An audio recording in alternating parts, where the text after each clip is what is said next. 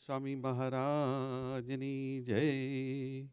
યદ્રોમ વિવરેલીના અંડાના કોય પૃથક તદક્ષરમ ગુણાતીતમ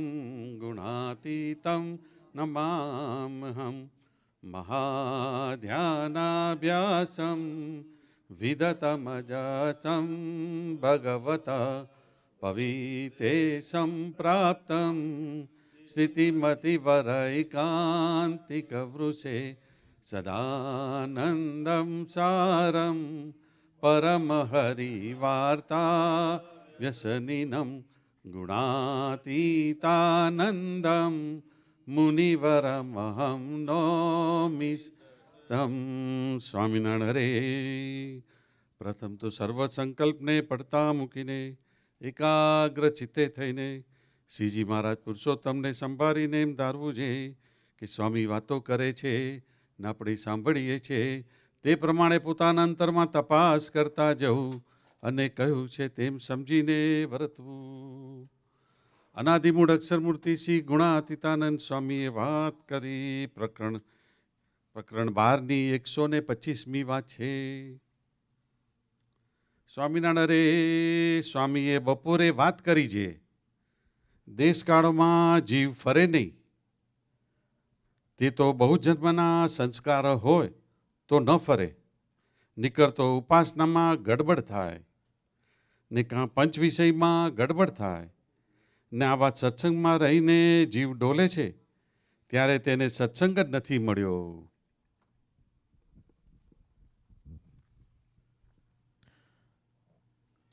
Swamiji Vato, chapter 12, number 125.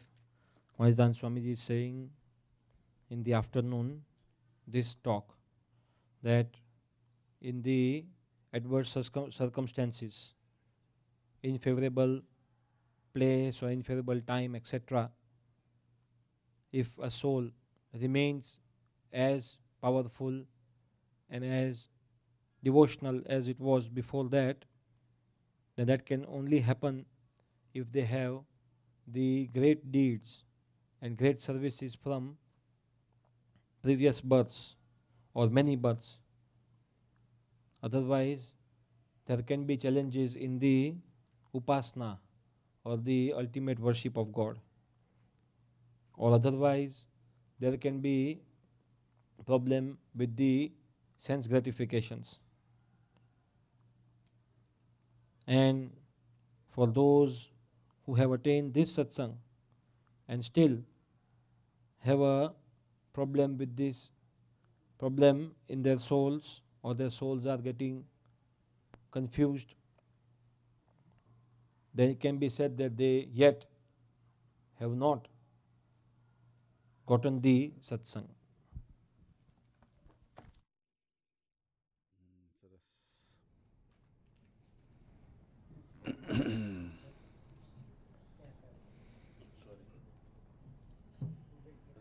સરસ. આજે મહાપૂજા બી સરસ થઈ અને આજે દિવસ બી સરસ છે. બધા ઘણા હરિભક્તો બી આજે આવ્યા છે. અમારા દૈવિકભાઈ બી આવી ગયા છે.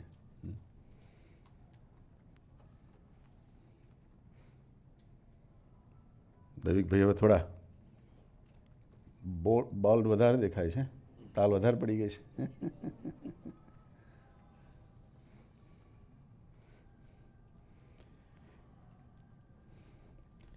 So this is the Swami's Vato that we are reciting. That was in Vikram Samvat 1919. Right now it is 2070. એટલે about 150 years ago, something like that. અને અષાઢ સુધી તેરસ, અષાઢ મહિનામાં ચતુર્માસની અંદર સ્વામીએ જૂનાગઢમાં વાતો કરી છે. એમાંથી આ એક વાત વાંચીએ છીએ. સ્વામીએ બપોરે વાત કરી, આજે આપણે બી અહીં બપોર જ છે. પણ બપોરની અંદર 12 બી વાગ્યા હોય અને 4 બી વાગ્યા હોય, ત્યાં સુધી બધું બપોર જ કહેવાય. મોટાભાગે આ વાત છે એ બપોરની 3-4 વાગ્યાની વાત છે. તે વખતે સ્વામી કહે છે કે દેશકાળમાં જીવ ફરે નહીં, તે તો બહુ જન્મના સંસ્કાર હોય તો ન ફરે. આપણા શાસ્ત્રોમાં એવી 8 વસ્તુઓ બતાવેલી છે કે જે આપણને અસર કરે, આપણી ઉપર ફેરફાર લાવી દે. There are 8 things in the scriptures that can disturb our destiny, our goal. And they are called Desh, means the place, Kal means the time, Avastha means our life stage where we are, in the life. We are young, we are adult, we are old, So there are 8 things,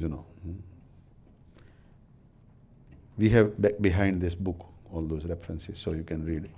But in there is association, sung also, And association makes the big difference. But normally a discussion starts with these 2 words, Desh, Kal. And Swami is saying that even in the adverse circumstances, if we do not change our belief, our lifestyle, then it can be said that that person has lot of previous deeds,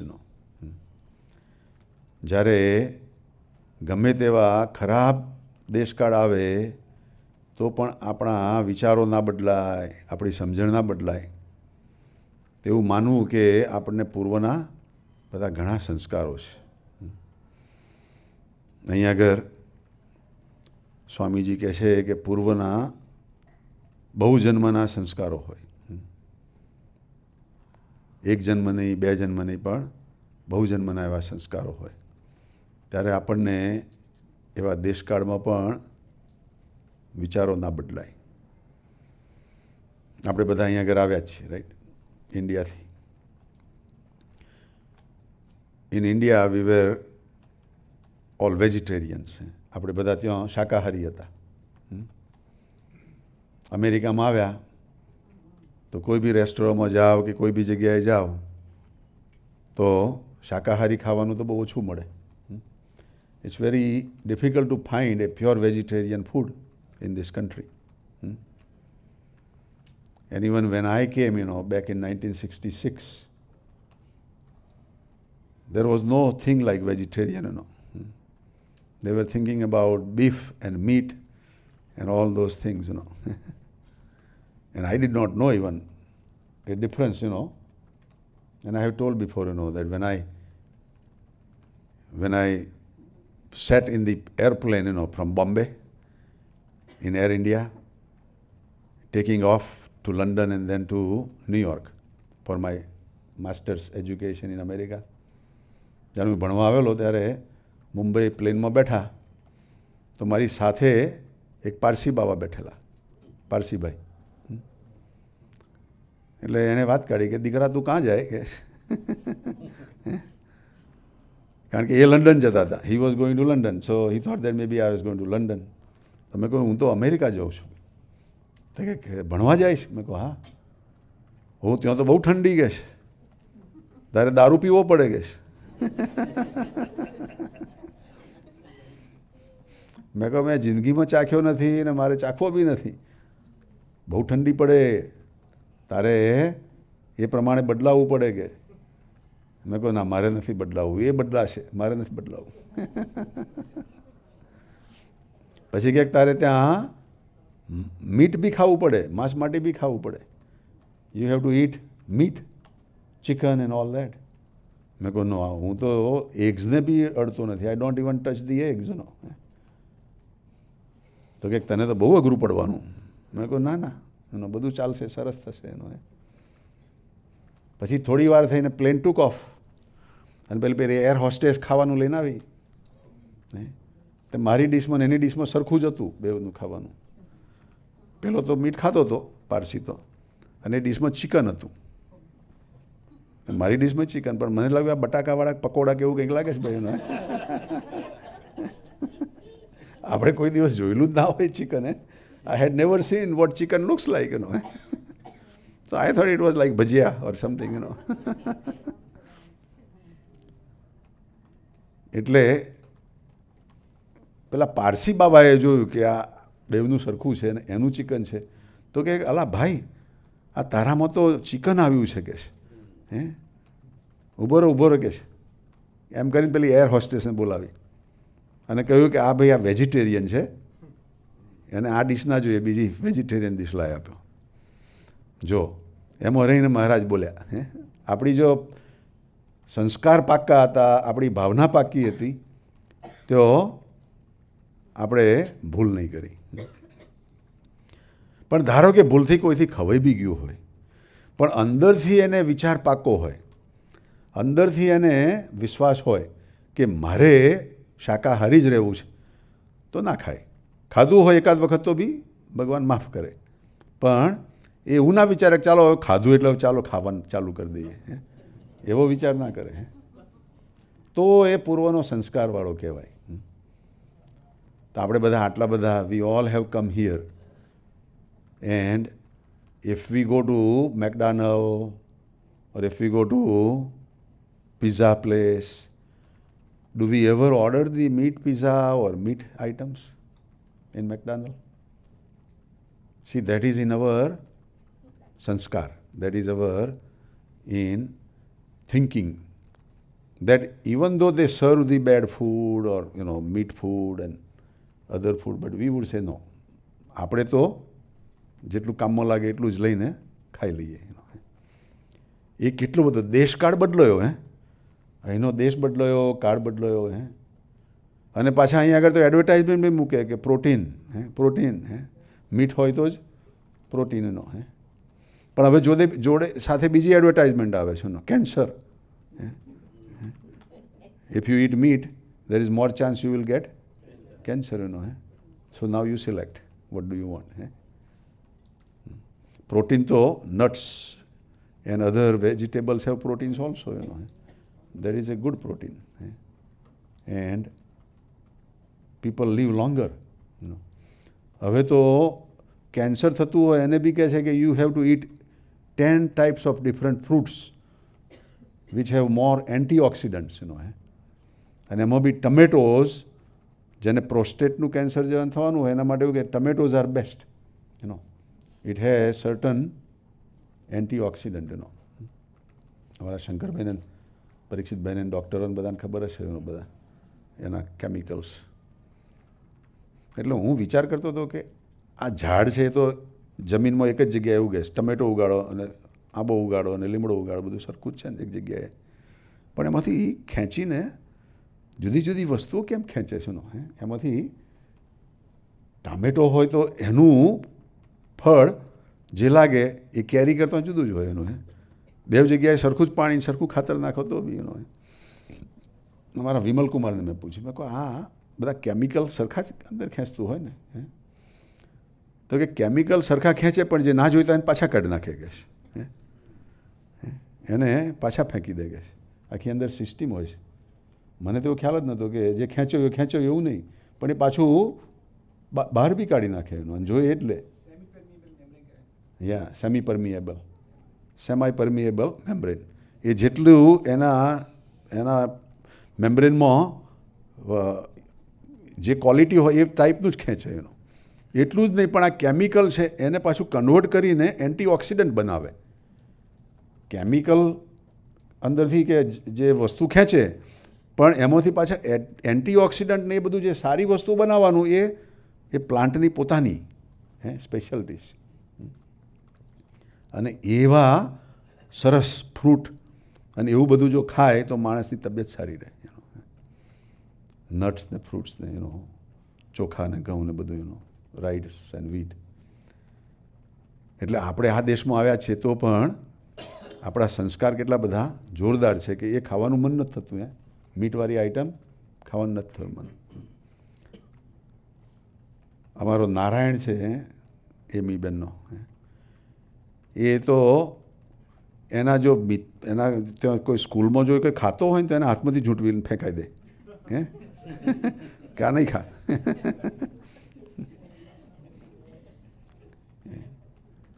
એને કેટલું બધું પાક્કું થઈ ગયું છે. હવે આપણે કંઈ એને મોટું ભાગવત શીખવાડ્યું છે કે ભાઈ મીટમાં આવું છે ને તેવું છે, પણ એ સંસ્કાર, એવા પૂર્વના સંસ્કાર સહેજે જ અંદર જીવમાં એવું વણાઈ ગયેલું છે. એટલે અહીંયા આગળ બી સ્વામી કહે છે કે દેશકાળમાં જીવ ફરે નહીં તે તો બહુજન્મના સંસ્કાર હોય તો ન ફરે. બહુજન્મના સંસ્કાર એક વસ્તુ છે, પણ આ જન્મે કરીને સંગ થાય, આપણને કોઈ સારા સત્સંગીનો સંગ થાય, if we have a good company and good association of A good people, તો આ જન્મે બી આપણે બદલાઈ જઈએ. એટલે આ જન્મે જ્યારે આપણે બદલાયા એટલે આપણો એ નવો જન્મ થયો કહેવાય. આના આ જ શરીરમાં આપણા કેટલાય જન્મો થતા હોય. દરરોજ કાકાજીઓ ઘણી વખત કહેતા કે દરરોજ નોડીએ અને દરરોજ પાછા પરણીએ, દરરોજ નોડીએ અને દરરોજ પરણીએ જ કે છે. સાથી નોડીએ છે, જે વસ્તુ નથી ગમતું એને છોડીએ છીએ અને ગુસ્સો કરીએ છીએ એટલે નોડ્યા કહેવાય, અને પાછું એને પકડીએ છીએ એટલે પરણ્યા કહેવાય. એટલે આના આ દેહની અંદર પણ આપણા કેટલાય નવા જન્મો થતા હોય છે. અને જ્યારે કંઈક આપણને સારી વસ્તુ ગમે, આપણને સારી વસ્તુમાં એકદમ જીવવાનું ગમે, તો પછી એ પ્રમાણે જીવવાનું શરૂ કરીએ એટલે આપણો નવો જન્મ થઈ ગયો કહેવાય. આપણે પહેલાં હતા એવા નહોતા. સ્વામિનારાયણ ભગવાનના ટાઈમમાં પણ પેલો જોબન વરતાલો હતો, લૂંટારો, કેટલા બધા ખોટા કામો કરતો, એના લોકોને મારી નાખતા શરમ ના આવે, એને દયા ના આવે એનો. અને સ્વામિનારાયણ ભગવાનના જોગમાં આવ્યો, પછી એટલો બધો બદલાઈ ગયો કે કીડી કે મંકોડી હોય એની પર બી પગ ના મૂકે. જો એના એ જન્મમાં એ બદલાઈ ગયો. એટલે એવું નથી કે આપણે આ જન્મે કંઈક જે પ્રકૃતિને આપણો સ્વભાવ લઈને આવ્યા જ છીએ એનો એ જ રાખવો છે. બદલવો હોય તો આ જન્મે પણ, આ જન્મમાં પણ બદલી શકાય છે. અઘરું છે એનો. આપણા શાસ્ત્રો અને બીજા બધી જગ્યાએ એવું કહે છે કે પ્રકૃતિ અને પ્રાણ એ સાથે જ જાય. દોરડી બરે પણ એનો વડ ના છૂટે. એની રખ્યા થઈ હોય તો પેલી વળેલી રખ્યા હોય એનો. Even the string which is twisted with 3 threads, is burned in the fire, you can see still the ash with the shape of the string. Even though it is burned, does not leave the shape. So people sometimes say that when we are born with certain nature, and that nature never goes until we die. But it is not true. If we want to make a sincere effort, we can change our crude nature also. આપણા સ્વભાવ બી બદલાઈ શકે છે. અને આપણા સત્સંગમાં જે લોકો જૂના છે, આવેલા છે, બધાને પોતાનો અનુભવ ખબર હશે એનો, કે આપણે કેવા હતા અને અત્યારે ક્યાં છીએ. આપણી પ્રકૃતિ કેવી હતી અને આજે કેવા આપણે સરસ ડાયા છીએ. સાથી કેવા સત્સંગના સંસ્કારોથી. એટલે આપણો પણ નવો જન્મ થયો છે એવું આપણને લાગે. સ્વામી અહીં કહે છે કે એવા જે બહુજન્મના સંસ્કારથી જ એનો જીવ છે બળ્યો રહે, સ્ટ્રોંગ રહે, ફરે નહીં. તો આપણો જીવ એવો બળ્યો છે, આપણે આવા સંસ્કારોમાં બદલાયા નથી, દેશકાળોમાં બદલાયા નથી, તો આપણી જાતને આપણે વધારે ભાગ્યશાળી માનવા અને આપણી જાતને વધારે પાવરફુલ માનવા. દુબળા નહીં માનવા કે ભાઈ મારાથી તો આ નહીં થાય, મારાથી આમ નહીં થાય. આપણી જાતને દુખિયા નહીં માનવા, પાપી નહીં માનવા, પણ આપણી જાતને ભાગ્યશાળી માનવા કે ઓહો, how lucky I am that I got this company, I got this association, and no matter how bad is my nature, no matter how bad is my crude nature, it will change. It will change. આપણે એવી જો positive attitude રાખીએ તો જલ્દી change થાય. પણ કંઈક ગુસ્સો આવે અને ગુસ્સાના ગુલામ થઈ જઈએ તો પાછા દુબળા થઈ જાય. અરે મારો ગુસ્સો જવાનો નથી, એમ કરીને ગુસ્સો કર્યા કરીએ તો પ્રોબ્લેમ થાય. કાલે કે પરમ દિવસ અમારા રાજુભાઈ, આજે એમની બર્થડે છે ને, મારી પાસે આવીને મને કહે મારો ગુસ્સો ઓછો કરો કે છે. મેં કહું ઓછો કરવો છે પૂરો કાઢી નાખવો છે?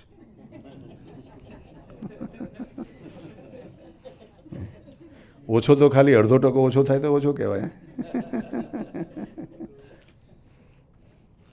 તો કંઈક ના ના પૂરો કાઢી નાખવો છે. પણ અંદર કંઈક ગુસ્સો ગમતો હોય ને એટલે એવું કંઈક ઓછો કરો, નહીં તો એવું જ પૂરો કાઢી નાખો. નહીં ના એવું તો નહીં. હો સ્મિતાબેન, તમારે બહુ નહીં હસવાનું. હો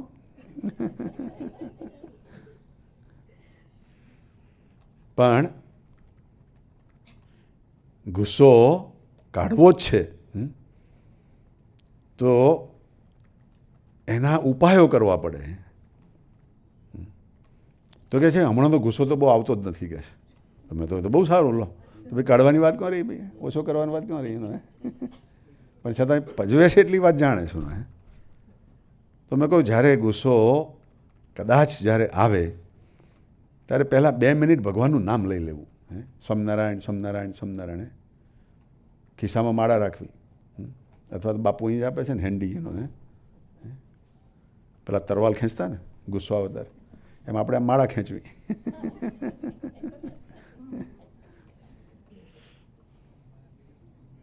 અને માળા ફેરવવી. ગુસ્સો આવે એટલે માળા ફેરવવી. અને 2 મિનિટ માળા ફેરવ્યા પછી મોટાભાગે ગુસ્સો કરવાનું મન થાય પછી? રાજુભાઈ, ના થાય. પ્રયોગ કરી જોયો? માળા ફેરવી જોઈશ? હવે હું કરીશ. સારું. પણ જો આવી સારી ટેવ રાખી હોય અને એટલે સુધી માળા ખિસ્સામાં જાય ત્યાં હાથ નાખવા સુધી જરૂર નથી. પેલો ગુસ્સો કરવાનું ચાલુ કરે, કોણ તો આપણને દેખાય કે આ કંઈક ગુસ્સો થાય, મને ગુસ્સો થાય એવું કંઈક કોઈકનું વર્તન છે, ત્યાંથી જ આપણે સ્વામિનારાયણ સ્વામિનારાયણ સ્વામિનારાયણ બોલવાનું ચાલુ કરવામાં શું વાંધો છે? એક ગયા અઠવાડિયે અમારી દીકરી એમી, આજે નથી આવી કે આવીશ? મીટિંગ છે આજે નથી આવી, પણ મને એક સરસ વાત કરતી હતી. કહે છે કે ઘરમાં વિમલકુમાર કે નારાયણ કદાચ કંઈક થોડાક ટેન્સ હોય કે ગુસ્સો કરતા હોય ને, તો એ જ્યારે ગુસ્સો કરે ત્યારે મને હસવું આવવાનું ચાલુ થઈ જાય. કે I start laughing when somebody gets mad, I start laughing. તો કહે છે કે મારું એ ઓછું થાય એવું કરો ને, કે કારણ કે એ લોકો મારી પર વધારે કરાવી શકે છે. કે તને કંઈ ખબર જ નથી પડતી, આ ગુસ્સો કરીએ છીએ તું હશે. મેં કહું ભાઈ એ તારા પેરેન્ટ્સના જીનમાંથી આવેલું છે એટલે શું થાય.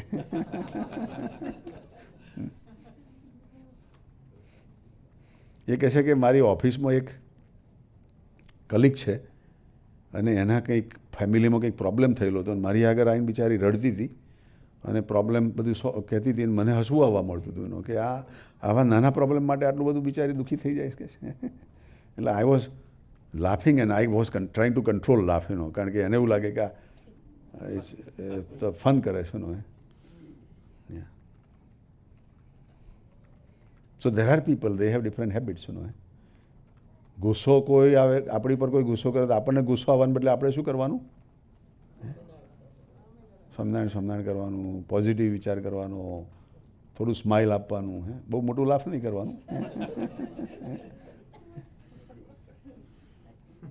પણ આવા બધા જો જેસ્ચરો આપણે નવા શીખીએ ને તો ગુસ્સો ભાગી જાય, ગુસ્સો ના આવે. મૌન રહેવાનું, બોલવાનું નહીં, પણ મૌન રહીને અંદર ગુસ્સો નહીં કરવાનો, અંદર સ્વામિનારાયણ સ્વામિનારાયણ ભજન કરવાનું. નહીં તો પાછો એ ગુસ્સો કોક દાડો ફાટીને બહાર આવે. પણ આવા બધા જે આપણને સારા પ્રયોગો ગમતા હોય, ઉપાય કરતા હોય, એ ઉપાયો કરીએ તો આપણો પ્રકૃતિને સ્વભાવ બદલાય, આપણો નેચર માઇલ્ડ થાય. એટલે અહીંયા આગળ બી સ્વામી કહે છે કે ગમે તેવો દેશકાળ આવે તો પણ જીવ ફરવો ના જોઈએ, આપણી પ્રકૃતિ ફરવી ના જોઈએ. આપણે સત્સંગી છીએ, આપણને એવો વિવેક રહેવો જોઈએ કે આપણાથી આવું ના થાય, આપણાથી આવું વર્તન ના થાય, તો ઘણો ફેર પડી જાય. પછી કહે છે બહુજન્મના સંસ્કાર હોય તો ના ફરે, નીકળતો ઉપાસનામાં ગડબડાટ થાય જ. જો આપણે તો સામાન્ય વાતો કરી, સ્વામી છે એ હાઈએસ્ટ લેવલની વાત કરે છે કે દેશકાળમાં આપણી ઉપાસના, આપણે ભગવાન પાસેનો સાથેનો જો આપણો જે સંબંધ છે, વિશ્વાસ છે, ભગવાનની નિષ્ઠા છે, એમનો નિશ્ચય છે, એ બદલાઈ જાય. અને ઘણી જગ્યાએ એવું જોયેલું છું ને, જ્યારે કંઈ પ્રોબ્લેમ આવે ત્યારે ભગવાન પાસે જ જઈને ખખડાવે ભગવાનને કે મેં આટલું કર્યું ને તે મારી કંઈ એ જ નહીં રાખી, મને તે આવો કર્યો દુખ્યો. એટલું સારું છે કે ભગવાન આંખો નથી કાઢતા, એનો છે એવાને વાત દેખાય.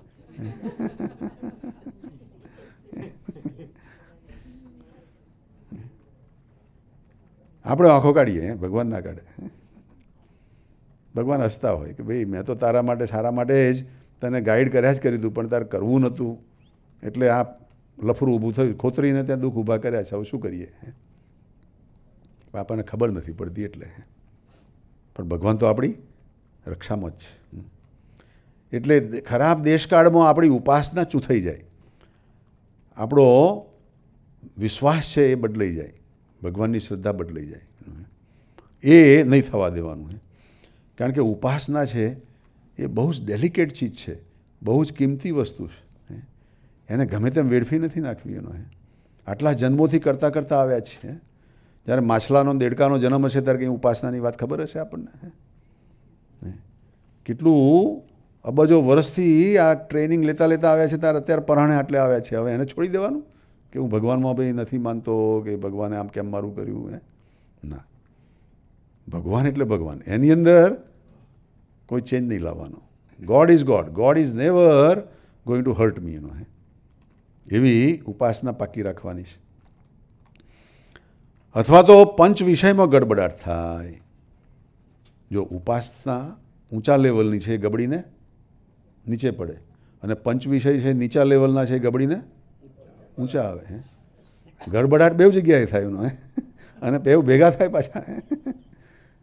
એટલે સ્વામી બેવ રીતનું કહે છે, ઉપાસનામાં ગડબડાટ થાય તો આપણે નીચે જઈએ, અને પંચ વિષય ગડબડાટ કરીને આપણને ઉપર વધારે માથાકૂટ કરે તો બી દુઃખી થઈ જાય. એનો પંચ વિષય એટલે આંખથી જે સારું જોવાનું છે એને બદલે ખરાબ જોઈએ, કાનથી સારું સાંભળવાનું છે એટલે બદલે ખરાબ સાંભળીએ, મોંમાંથી સારું બોલવાનું છે એને બદલે ખરાબ બોલીએ,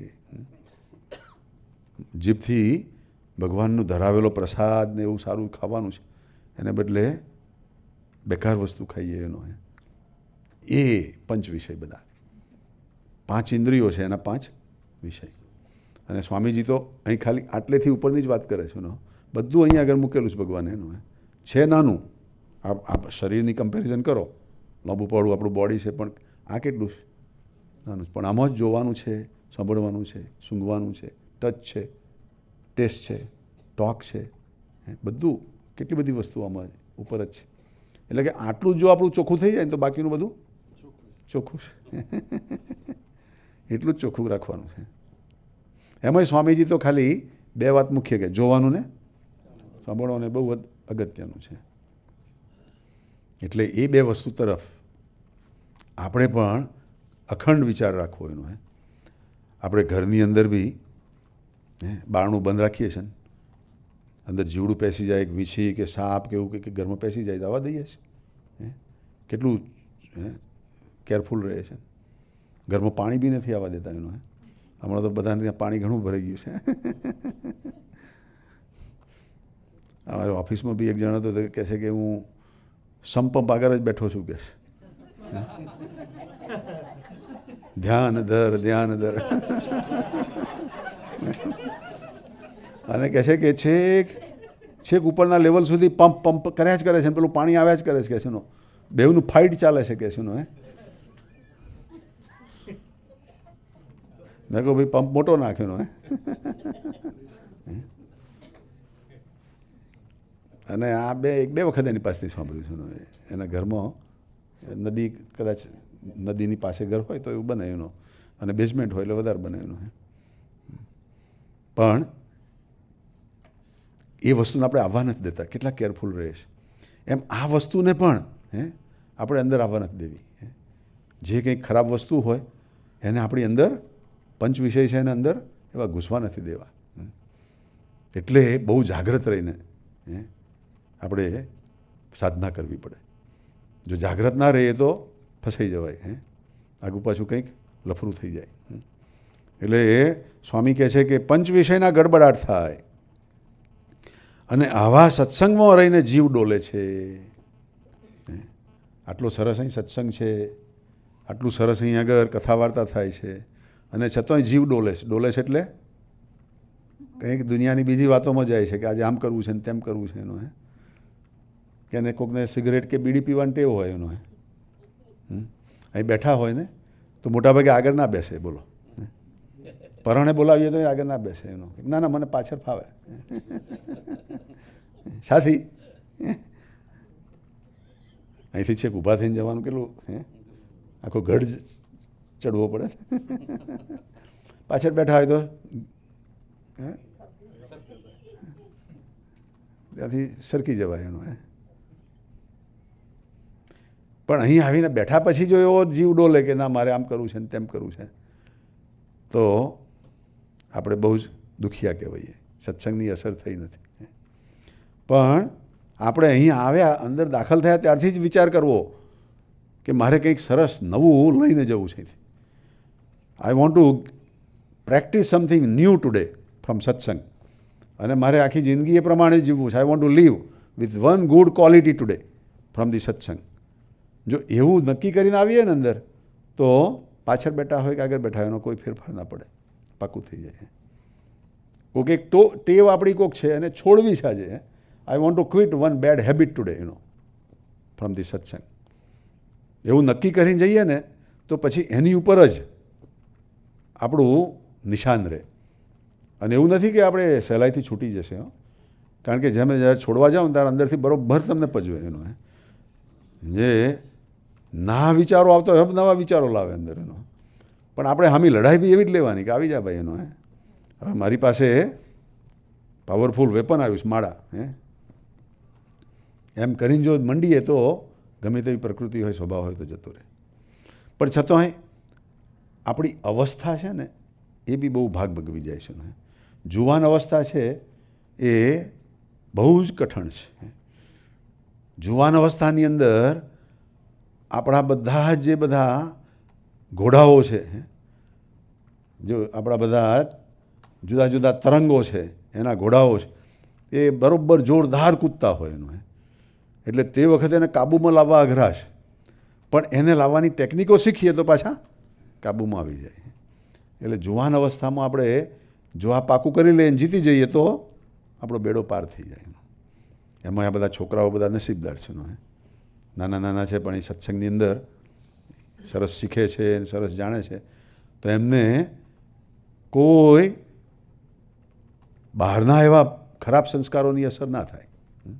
એવા સંસ્કારો કદાચ એને પજવવા આવે તો બી એ વિચાર કરે કે ના ભાઈ આ મારા માટે નથી, મારે નથી કરવું. અને કદાચ ધારો કે કરી નાખે તો પણ એ કાયમ માટે એમાં ટકે નહીં. એ પાછો વળી જાય કે ભાઈ આઈ એમ નોટ ધેટ, મારે આ નથી કરવું, મને આ નથી ગમતું. એટલે એ બહુ મોટી વાત છે કે આવા સત્સંગમાં રહીને જીવ ડોલવો ના જોઈએ.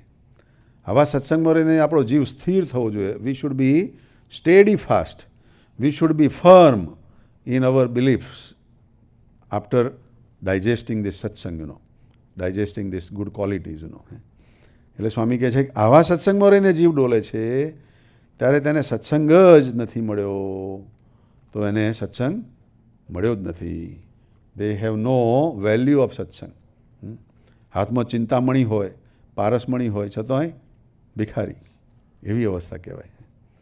If we have a big bank account. But we don't know how to cash the check. પૈસા કેશ કરતા જ ના આવડતા હોય તો શું કરો એનો? દેન યુ આર પુઅર એનો. અથવા તો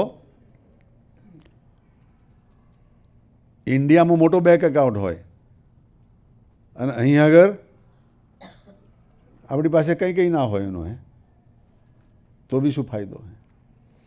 ઇન્ડિયામાં આપણા મા બાપ છે એ પૈસાદાર કરોડોપતિ હોય અને અહીં આગળ આપણે વાસણો ઘસતા આવીએ એનો, ડુઈંગ ધી ડિશિસ એનો ફોર અ જોબ એનો, તો શું ફાયદો એનો? પણ આપણે એક એવું નક્કી કરવું છે કે મારે આ સત્સંગમાંથી કંઈક લઈને જવું છે. I want to benefit something from the સત્સંગનો. તો આ હાથમાં ચિંતામણી છે કામમાં લાગે. Then this magic stone will work wonders for us. એટલે આવા સત્સંગમાં આપણે ખૂબ ખૂબ નસીબદાર છીએ. આવો સત્સંગ આપણને મળ્યો છે એ જ બહુ મોટી વાત છે. છેલ્લા 2 દિવસથી પણ આપણે એ જ વાત કરીએ છીએ લક્ષ્મણજીના વાઈફ ઉર્મિલાની, કે ઉર્મિલાએ કેવું સરસ ભગવાન પાસે પોતાની પ્રાર્થના મૂકી કે મારે કાંઈ માગવું નથી એનો. રામચંદ્ર ભગવાને કહ્યું તમે કંઈક માગો. 14 વર્ષ સુધી તમે તપ કર્યું, લક્ષ્મણજી વગર તમે જીવ્યા, જુવાન અવસ્થામાં એનો કંઈક માગો. તો ઉર્મિલા શું કહે છે? મારે કંઈ નથી માગવું. આ રઘુકુળમાં તમે મને સ્થાન આપ્યું, એમાં બધું જ આવી ગયું. આ રઘુકુળની અંદર તમે મને ગ્રહણ કરી, એ જ મારું મોટું ભાગ્ય લો. જનક રાજાની દીકરી, જનક રાજાનું બી કુળ કંઈ સામાન્ય નહોતું કુળનું. એના જીન્સમાં જેવું આવે, એના જીન્સમાં જ દેહભાવથી પર જીવતા હોય એવું હોય. એવા જનકનો દીકરો જનક, એનો દીકરો જનક, એનો દીકરો જનક, એનો આખી જનકની પેઢી. Last name Janak, not first name. એવા જનકના કુટુંબની આ દીકરી આવું બોલે છે એનો, કે હું રઘુકુળમાં આવી, મારું ભાગ્ય ખુલી ગયું. આપણે એવું માનીએ છીએ કે ભાઈ હમણાં આપણા યોગી ડિવાઇન સોસાયટી કે ગુણાતીત સમાજ કે સ્વામિનારાયણના સત્સંગમાં આવે આપણું ભાગ્ય ખુલી ગયું ભાઈ. આપણને એટલો બધો અહોહો ભાવ થાય તો આપણું અંદરનું પરિવર્તન જલ્દી થાય. એટલે અહીં સ્વામી કહે છે કે આ સત્સંગ તો એને ખરેખર ભાગ્યશાળી છે એટલે મળ્યો છે. આપણે એવું માનવું બસ. તો આપણે સુખ્યા થઈ જઈએ. હાજી, એના પછીની એક વાત મારા પિન્ટુભાઈ કરશે કે નહીં તો અમારા જેસનભાઈ બી આવ્યા છે આજે ને? હા તો સરસ, થોડી ઇંગ્લિશમાં આ દે. મારા ડૉક્ટર જેસનભાઈ સંભળાવશે. એમનો લાભ હમણાં ઓછો મળે છે એટલે હી ઇઝ વેરી બિઝી. પહેલાં તો ત્યાં આપણી ભરતભાઈ ડેઇલી મેસેજ મોકલતા, એનું બી ટ્રાન્સલેશન ને બધું જેસનભાઈ ઘણું કરતા. હમણાં અમારા દેવનભાઈને ફરી પાછું એનર્જાઇઝ કર્યા છે. સરસ બેટા જેસનભાઈ. મારા જેસનભાઈને ગુજરાતી બી આવડે છે, ઇંગ્લિશ બી આવડે છે, સ્પેનિશ બી આવડે છે, હિન્દી બી આવડે છે, સંસ્કૃત બી આવડે છે અને મેડિકલ લેંગ્વેજ બી આવડે છે.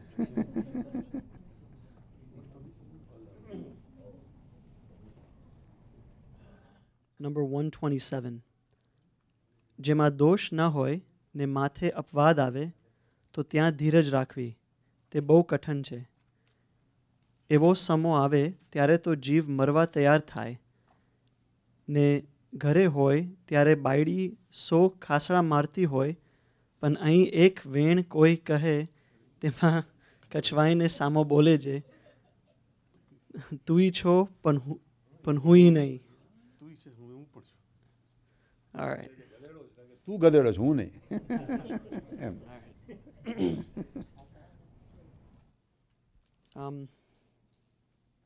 So I can translate in English first. It's what Swami's saying here is that if it's not our fault and someone accuses us of something, and then to sort of tolerate that, to remain patient through that, that's very difficult.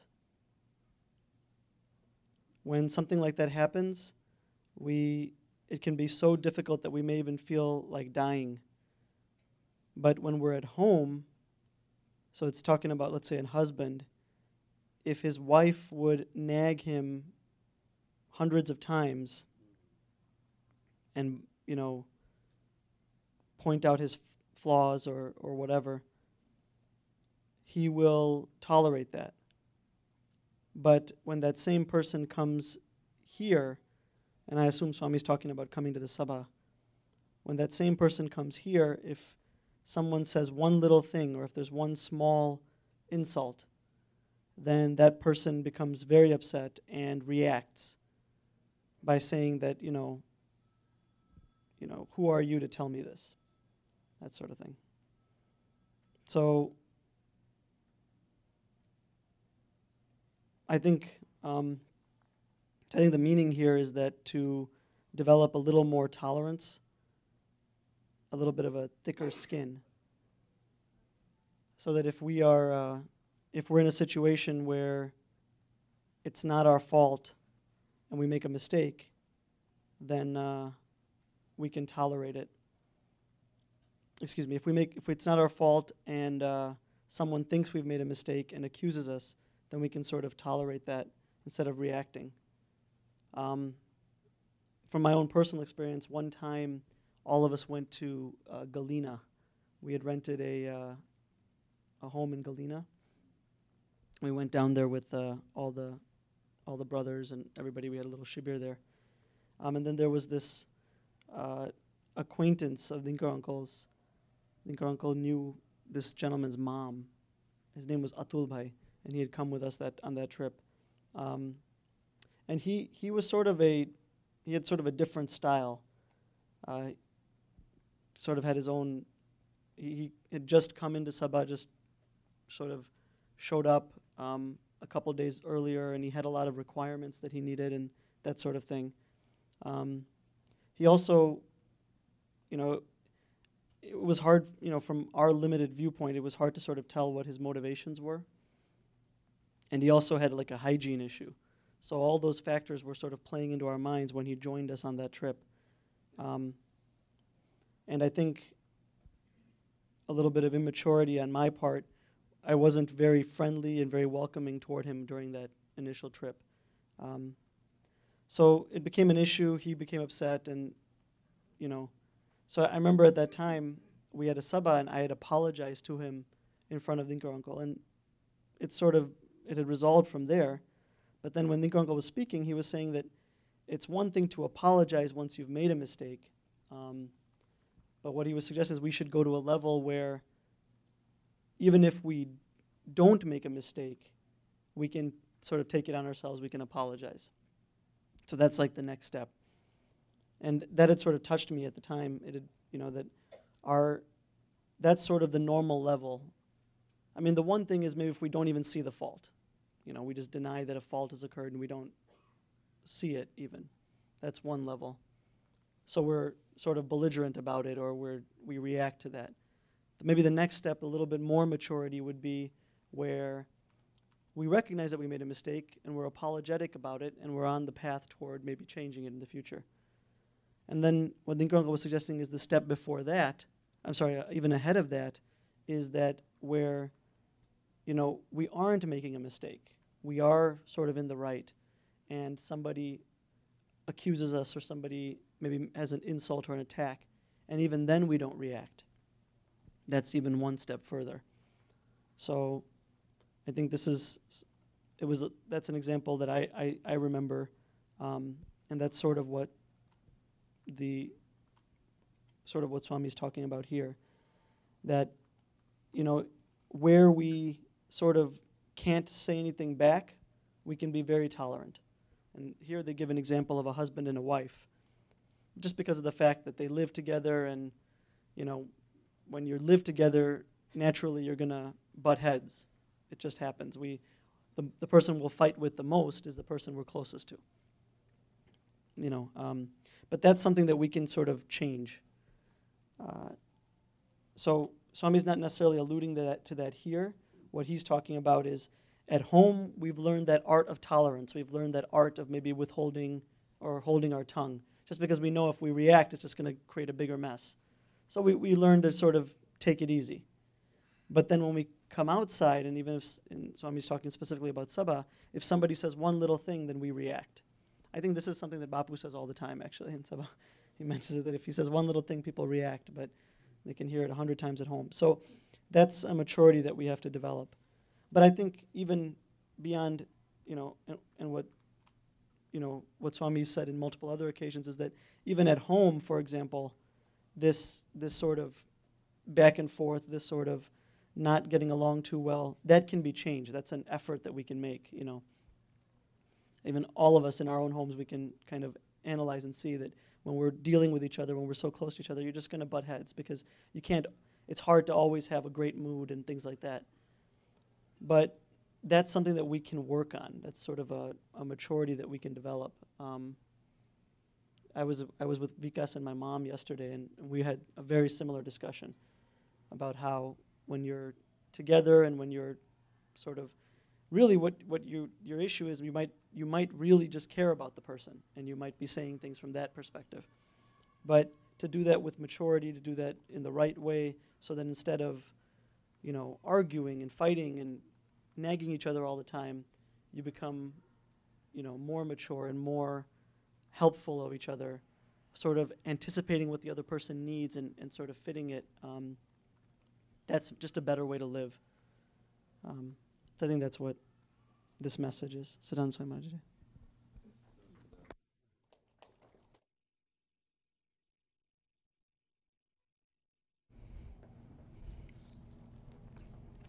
બીજી એક વાત વંચાવીએ ને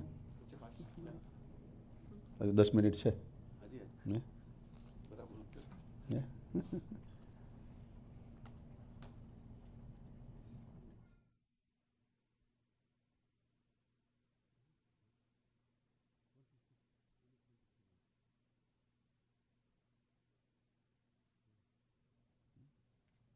Anybody wants to talk on next what?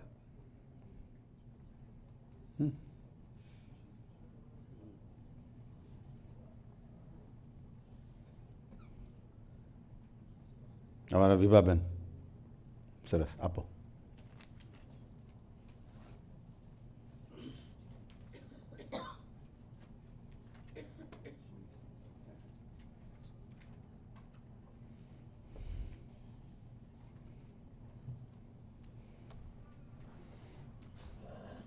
દિશા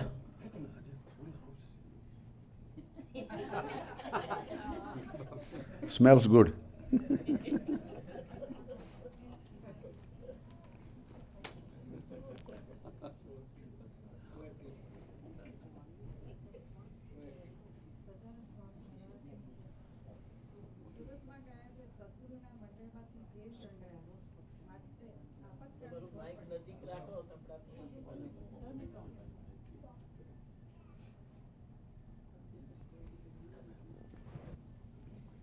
સ્વામિનારાયણ હરે સ્વામીએ વાત કરી.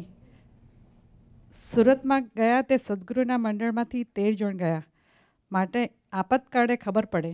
ધીરજ ધર્મ મિત્ર અરુ નારી. આપતકાળ પરખીએ એહી યારી. જૂનાગઢ મહારાજે મોકલવા માંડ્યા ત્યારે કેટલાકનું શરૂ આવી ગયું. એવી કેટલીક વાતો છે. Swami saying is that at the time of test is when we can really recognize individual. And he's giving an example that when all the Sadgurus, all the saints went to Surat, and from there were 13 saints were missing. They left, probably because they had some sort of difficulties. And so Swami says that at the time of difficulties when you can recognize individual and their qualities. Dhiraj, which is patience. Dharma, which is religion or the way of doing. Mitra, friend. Arunari, or wife. You can recognize them at the time of difficulties. If a true friend will remain with you at any circumstances, and same thing with wife would be behind her husband in any of the situations or good or bad timings.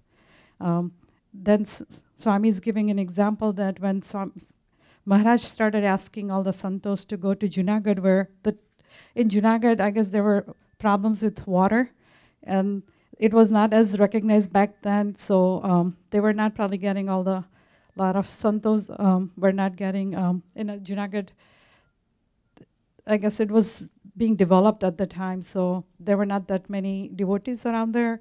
So a lot of santos, when they were asked to go to Junagadh, they would have issues with their body, or they had some sort of excuses and they did not want to go. So I guess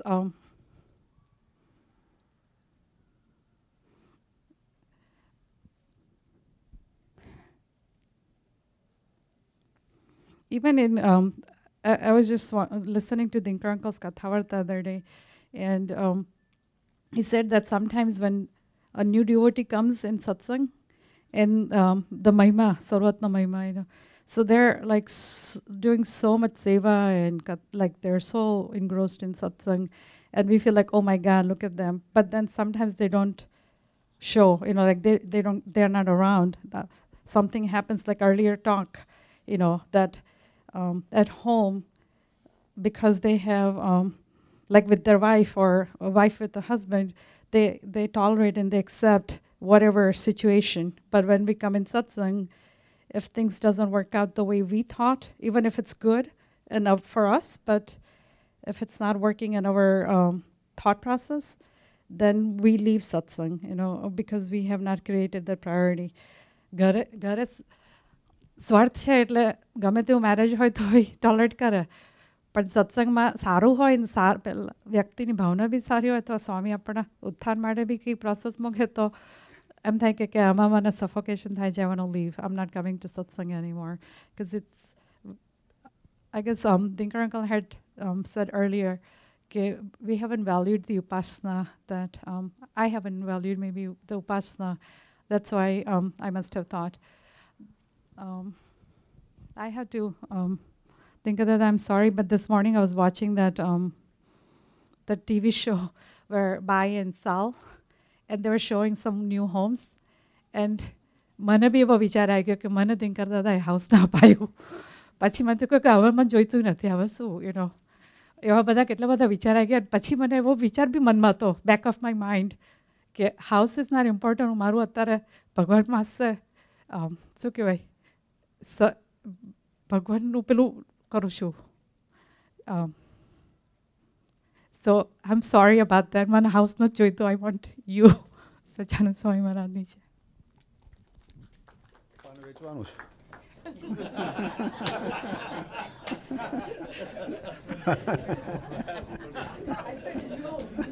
new.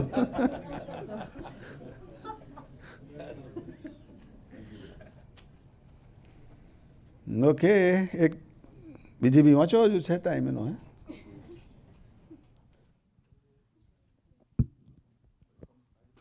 સમજાવો એક વાત.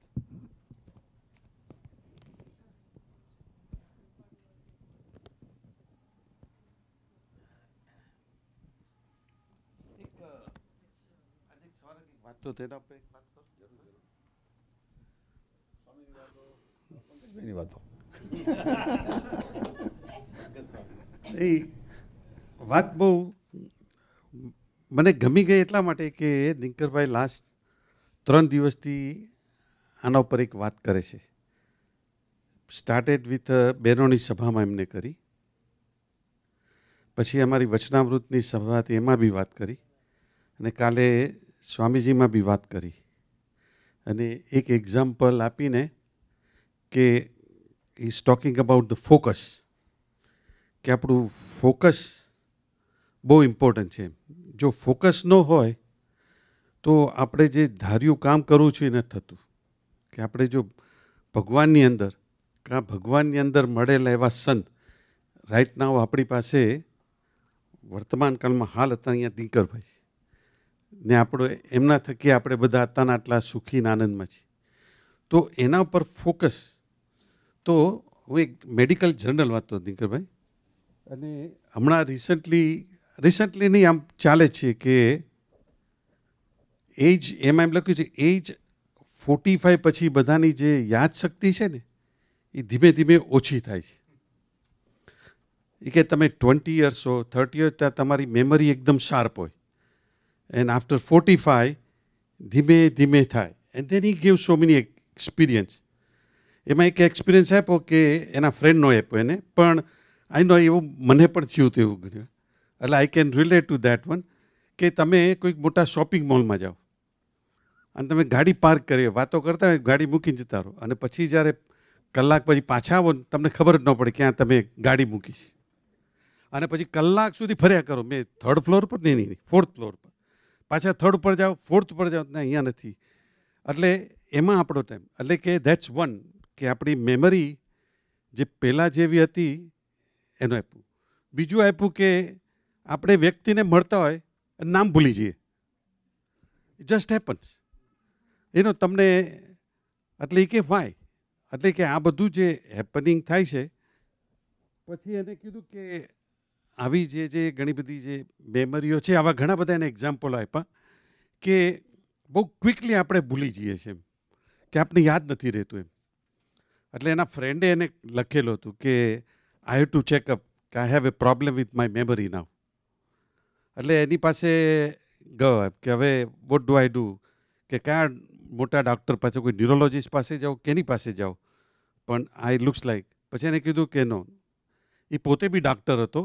એટલે એને કીધું એના કરતાં કે there is A technique that you can use અને ઇટ વિલ વર્ક. એટલે એને છે ને કીધું કે to do this one you need 3 step.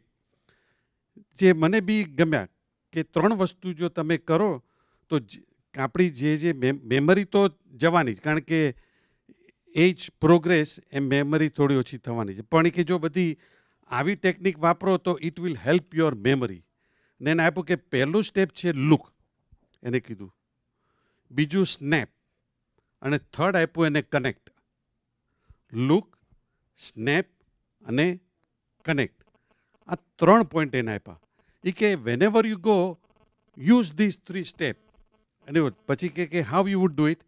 એ કે like when you go to કોઈ બી શોપિંગ મોલમાં ગયા કે ઓલાને ગાડીનું હતું, સી આપણે કે શું કરીએ, નાવ હિયર કમ્સ ધ દિનકરભાઈની વાત. એ કે વેન યુ ગો, કારમાં આપણે જે પાર્ક કરીએ છીએ પછી વી ડોન્ટ ફોકસ. એ કે યુઝ્યુઅલી આપણી મેમરી જેમ એજ થાય ને પછી ફોકસ, અને આપણે શું છે કે વી ડોન્ટ ફોકસ. એટલે આપણે ફોકસ નથી કરતા, એટલે શું છે કે it not registered in our mind. એટલે કે પહેલું કે યુ ફોકસ. એટલે એને કીધું, અને વિચ યુ ડોન્ટ, એટલે કે યુ લુક. જ્યારે તમે પાર્ક કરો પહેલાં લુક કરો, અને પછી સ્નેપ એટલે શું, એટલે કે યુ હેવ ટુ પિક્ચરાઇઝ. કે હવે ઘણીવાર શું છે કે તમારે અહીંયા પાર્ક કરવું છે, દેન લુક અરાઉન્ડ, સરાઉન્ડિંગ કે પાર્કિંગ લોટની આજુબાજુમાં જુઓ. એ કે જે સ્નેપ એટલે શું, એને કીધું પિક્ચર છે ને એ તમને વધારે તમારા માઇન્ડમાં યાદ રહી જશે. કે કોઈ બી પિક્ચર હશે ને એ તમે એને યાદ કરી શકશો, એ તરત તમને આવશે. જગ્યા ભૂલી જશો, પણ કોઈ પિક્ચર હશે એટલે દેન ટ્રાય ટુ ફોકસ કે આજુબાજુમાં શું છે. એટલે એને દાખલો આપ્યો કે એક આગળ હતી કે એને બર્ડ્સ જોયા, તો બ્લેક અને યલો કલરના બર્ડ હતા. તો કે don't look at as a black and yellow, તમારા માઇન્ડમાં એવું પિક્ચરાઇઝ કરો કે આ રેડ એન્ડ બ્લુ છે. એ જ વસ્તુને રેડ એન્ડ બ્લુ કરી અને જાઓ. એટલે શું છે કે જ્યારે તમે રેડ બ્લુ પિક્ચર એવું જોશે ને એટલે તમને યાદ આવશે. અને લુક અરાઉન્ડ બાજુમાં, કારણ ઘણીવાર શું છે કે ડોન્ટ ગો બાય જે level 2, level 3, C, ABC, because it's common everywhere. 1st floor પર જાઓ તો તમને બધું ABC જ દેખાશે, 3rd ફ્લોર પર જાઓ તો ABC દેખાશે. એટલે don't go for the common thing, કે go for the something unique કે જે તમારામાં માઇન્ડમાં પિક્ચર, એને કે સ્નેપ. એટલે કે તમે સ્નેપ કરો એને, પછી લુક અને સ્નેપને કનેક્ટ કરો. કનેક્ટ કરો એટલે શું છે કે then you use that one. અને તમે જાઓ અને પછી શું છે કે જ્યારે તમે કલાક પછી આવશો તો તમારી મેમરીમાંથી કયો ફ્લોર છે જતો રહ્યો, પણ you will remember that picture, તમને જે આપ્યું છે. અને એ પિક્ચરથી તમે રેકોગ્નાઇઝ કરજો. પણ એ કે અત્યારના હવે શું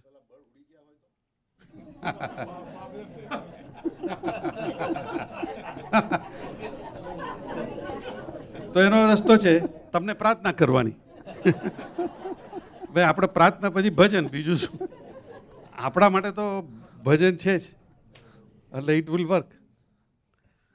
એટલે એ કહેતો હતો કે એટલા માટે મેં શું કીધું કે તમે કોઈ બી જો હવે જાઓ ને તો મોટા મોટા મકાનોમાં ને બધામાં છે ને કે શોપિંગ મોલમાં કે કોઈ મેડિકલ બિલ્ડિંગમાં જશો ને પાર્કિંગમાં, હવે એ લોકો 1, 2, 3 નથી લખતા.